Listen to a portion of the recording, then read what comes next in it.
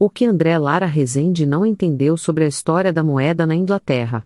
Uma breve introdução à história da moeda. Em uma aula ao Instituto de Economia da Unicamp, André Lara Rezende usa a história da moeda na Inglaterra para fundamentar sua tese sobre a não espontaneidade da moeda, presente primeiramente em seu livro Consenso e Contrassenso, de 2020. A seguir, vejamos o que André Lara Rezende diz com suas próprias palavras. O que eu trato nesse capítulo 2 do meu livro, Consenso e Contrassenso, é um pouco a história da moeda na Inglaterra. Por quê? Porque a teoria monetária foi toda desenvolvida essencialmente por uma discussão com base na história da moeda na Inglaterra. E todas as discussões de teoria monetária, até hoje, a referência são muito do que ocorreu na Inglaterra. Bom, e ao ver a história da Inglaterra, começa da moeda da Inglaterra com uma evidência muito clara, mais uma evidência muito clara, de que a tese de que a moeda é uma criação espontânea dos mercados é falsa. Não tem sustentação empírica nos fatos. Até o século V, na Inglaterra, como grande parte da Europa, circulavam as moedas metálicas romanas. Com a desorganização do Império Romano, a partir do século V até o século VII, na Inglaterra, essas moedas começaram a desaparecer. Desapareceram por várias razões, por desgastes, por serem tesouradas, por sumirem, etc. Então, a economia inglesa, toda a Grã-Bretanha, ficou completamente desmonetizada, né? Ela não tinha moeda. Isso seria a situação ideal para uma economia que já tinha sido uma economia monetária, portanto, tinha um mercado, baseado no poder central no Império Romano, para recriar uma moeda espontânea. E nada disso ocorreu, muito pelo contrário. Os livros de história mostram que houve um colapso completo da atividade econômica na Inglaterra e na Grã-Bretanha. O que ocorreu foi simplesmente as trocas se reduziram ao mínimo, quase de subsistência, entre comunidades locais, etc.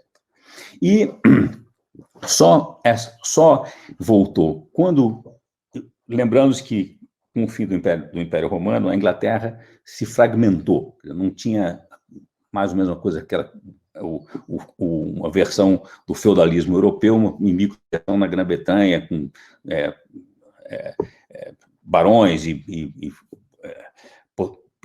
pequenos chefes guerreiros entre si brigando sem nenhuma organização central. Só a partir do século XI começou a haver uma certa centralização, uma certa determinação de um poder central, um suzerano, ou um rei que começa a organizar toda essa estrutura feudal da Grã-Bretanha. Muito bem, foi nesse período que começou a reaparecer moeda. Portanto, aí a coroa começou com a ideia de criar um sistema de contabilidade para cobrar impostos. Que essa é a tese que vocês sabem, que a moeda está sempre associada ao poder central.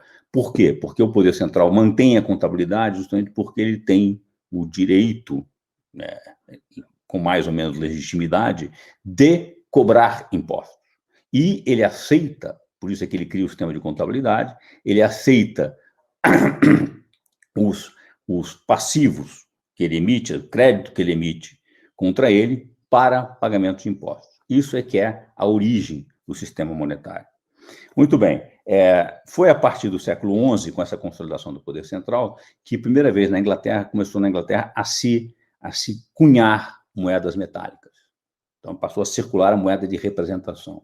E, com uma evidência de que a moeda, a liquidez, o crédito, a circulação é um serviço público, portanto, baseado com a do Estado, na época o governo começou a cobrar pela cunhagem das moedas metálicas. Você levava o ouro, a prata, e em estabelecimentos credenciados, eles cunhavam a moeda oficial do reino. E cobravam, por isso, uma percentagem que podia variar de 2%, 2,5%, até 5%, que era chamado de seigniorage. Até hoje, em economia, se chama com um custo de reter moeda corroída pela inflação, é chamado de senhoragem, o ganho de senhoragem do emissor da moeda, do Estado. O que é falado em aula é basicamente o que é falado em seu livro e, portanto, não há necessidade da leitura do capítulo dado que já foi ouvido a aula de Lara Rezende para a Unicamp. Gostaria, então, de destacar seus principais pontos sobre a história da moeda na Inglaterra para só então vermos como foi, de fato, a história numismática inglesa. Principais pontos de Lara Rezende. Ponto 1. Até o século VII, na Inglaterra, circulavam as moedas metálicas romanas. Ponto 2. As moedas saíram de circulação. Ponto 3. Houve um colapso completo da atividade econômica na Inglaterra. Ponto 4. Implicitamente, os mercados colapsaram por causa da falta de moeda. Ponto 5. A crer na moeda como uma criação da necessidade dos mercados, essas seriam as condições ideais para o surgimento de uma moeda local. Ponto 6. Nada disso ocorreu. Ponto 7. Só a partir do século XI começou a haver uma certa centralização, foi nesse período que começou a reaparecer moeda, portanto, aí a coroa começou com uma ideia de criar um sistema de contabilidade para cobrar impostos. As primeiras moedas cunhadas na Inglaterra. A moeda na Idade do Ferro britânica. Apesar de Lara Rezende dizer que foi a partir do século XI que pela primeira vez começou a se cunhar moedas metálicas na Inglaterra, as primeiras moedas metálicas cunhadas na Inglaterra datam, na verdade, da época pré-romana. Para melhor entendimento situacional, eis o mapa moderno das tribos que habitavam as ilhas britânicas antes dos romanos. O sul britânico, que foi a região conquistada por Roma, possuía diversas tribos e diversas dessas tribos já possuíam um sistema monetário. Observe algumas das moedas vendidas pela tradicional loja numismática Baldwins.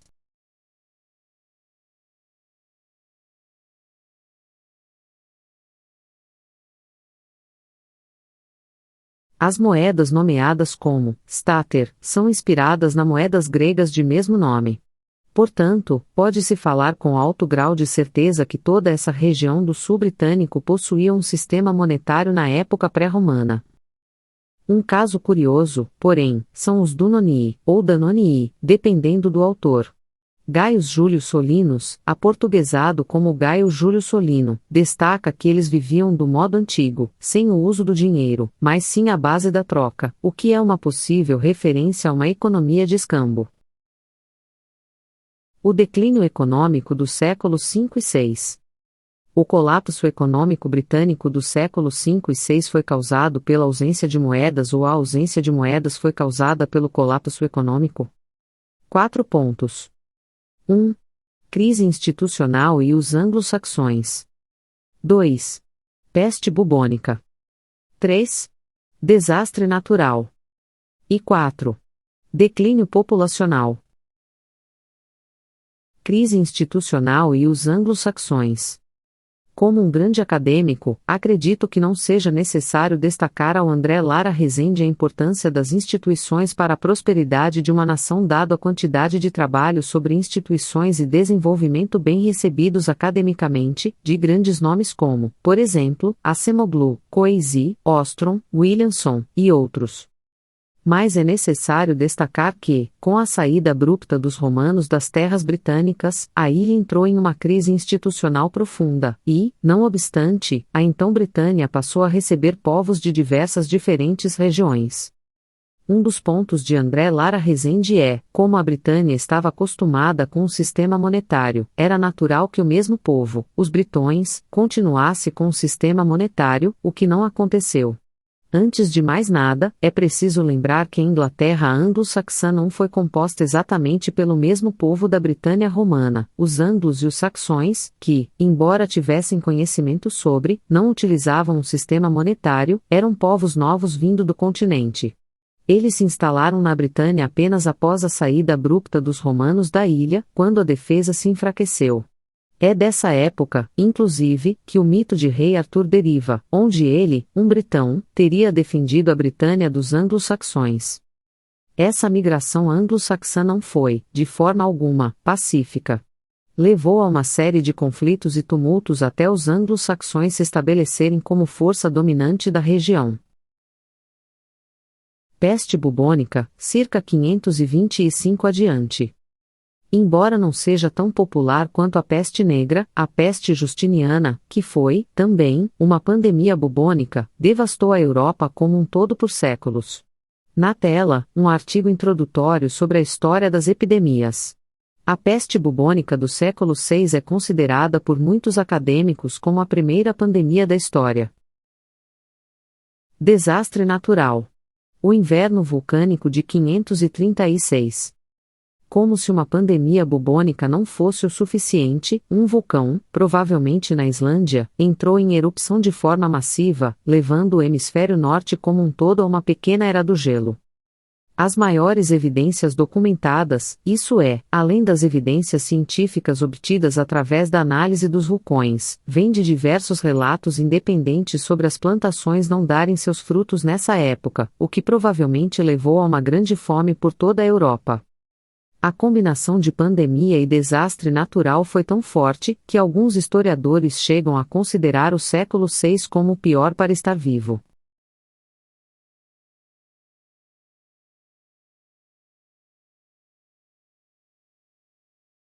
Declínio populacional europeu. Tamanho foi o impacto destes desastres combinados, que não apenas a Inglaterra, como André Lara Rezende diz, mas a Europa como um todo entrou em colapso econômico. Uma das maiores evidências do desastre continental é o declínio populacional que, nesta época, era associado diretamente com colapsos sociais. Frente aos demais fatores, é muito improvável que a ausência de cunhagem local tenha sido um fator determinante para o colapso econômico da Inglaterra no século V e VI. É muito mais provável que a demora entre a cunhagem romana e a cunhagem local se tenha dado devido ao colapso econômico britânico e europeu da época. E não, a Inglaterra não passou a cunhar moeda própria apenas no século XI, como defendido por Lara Rezende, mas a partir do século VII. Trinça e chatas, o ressurgimento das moedas britânicas no século VII. As trinças, ou trimessas, cunhadas no começo do século VII, foram as primeiras moedas cunhadas na Inglaterra e seguia, justamente, o modelo dos tremices romanos, o que André Lara Rezende defende ser o que aconteceria se a teoria da espontaneidade das moedas não fosse falsa. As chatas, aportuguesadas como essetas e chamada por alguns acadêmicos como early penny, foram as primeiras moedas de prata cunhadas na Inglaterra anglo-saxã, e que, ainda no século VII, viria a substituir a produção das moedas de ouros, as trimessas, por completo. Elas foram cunhadas por diversos moedeiros, seguiam um modelo romano, e ainda há o debate se os moedeiros que cunhavam as primeiras essetas faziam a partir de iniciativa própria ou sob controle real. Algumas essetas, por exemplo, eram produzidas pela Igreja, e não é claro qual era o controle que os reis exerciam sobre as moedas dos santos, ou sequer se existia um controle exercido sobre elas. Sobre isso, o historiador Rory Naismith, especialista na história monetária inglesa, conclui. Mas, obviamente, a moeda eclesiástica é apenas uma parte das essetas. Eis algumas outras essetas que datam, pelo menos, do século VII. Alguns séculos antes do dito século XI. Algumas essetas possuem o retrato do rei e o seu nome, outras possuem apenas o nome do moedeiro e um símbolo, algumas o nome do moedeiro e da casa de moeda, outras o nome do moedeiro e o retrato do rei. A diversidade das essetas era tanta que chega a ser improvável que o controle centralizado rígido tenha existido durante sua época. Penny. É compreensível a falta de conhecimento das tremessas e das essetas, visto que suas descobertas são mais recentes e sua popularidade baixa, mas ignorar o penny, tão popular na história inglesa, e dizer que apenas no século XI a primeira moeda foi cunhada na Inglaterra chega a ser surpreendente. Foi no fim do século VIII quando o penny formalizou-se como moeda de Mércia, um reino anglo-saxão, através da reforma do rei Offa, que teria centralizado a produção de moedas e exercido um controle mais rígido sobre elas. Abaixo, alguns pennies da Inglaterra anglo-saxã vendidas na Baldwins.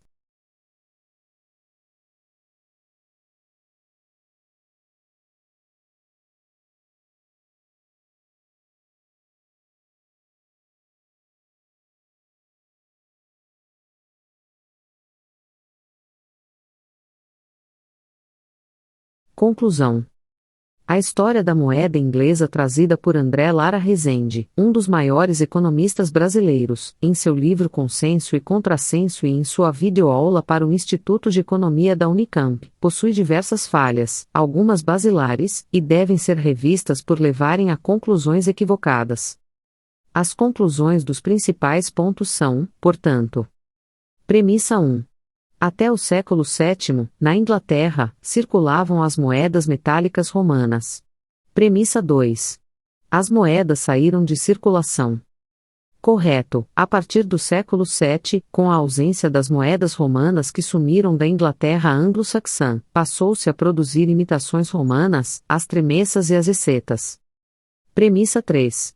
Houve um colapso completo da atividade econômica na Inglaterra. Correto, e não apenas na Inglaterra, como em toda a Europa. Com a saída abrupta dos romanos da Britânia no começo do século V e a posterior invasão dos anglos e dos saxões, que então não possuíam uma economia monetária, a Inglaterra passou por uma crise institucional, social e econômica. Com a pandemia e o inverno vulcânico do século VI, a Europa como um todo passou por uma estagnação econômica rigorosa. Conclusão 4. Os mercados colapsaram por causa da falta de moeda. Improvável. A saída abrupta romana, a invasão anglo-saxã, a peste justiniana e a pequena era do gelo são justificativas mais prováveis para o colapso dos mercados e a proliferação de economias de subsistências em detrimento a economias de mercado. Premissa 5. A crer na moeda como uma criação da necessidade dos mercados, essas seriam as condições ideais para o surgimento de uma moeda local.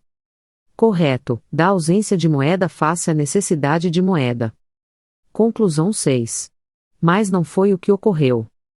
Incorreto, diversas moedas surgiram na Inglaterra anglo-saxã. Conclusão 7. Só a partir do século XI começou a haver uma certa centralização, foi nesse período que começou a reaparecer moeda, portanto, aí a coroa começou com uma ideia de criar um sistema de contabilidade para cobrar impostos. Incorreto. O que André Lara Rezende defende, basicamente, é que não houve moeda durante a Inglaterra anglo-saxã, isso é, entre o fim da Britânia romana, século V, e a conquista normanda da Inglaterra, século XI, o que é objetivamente falso. Fim.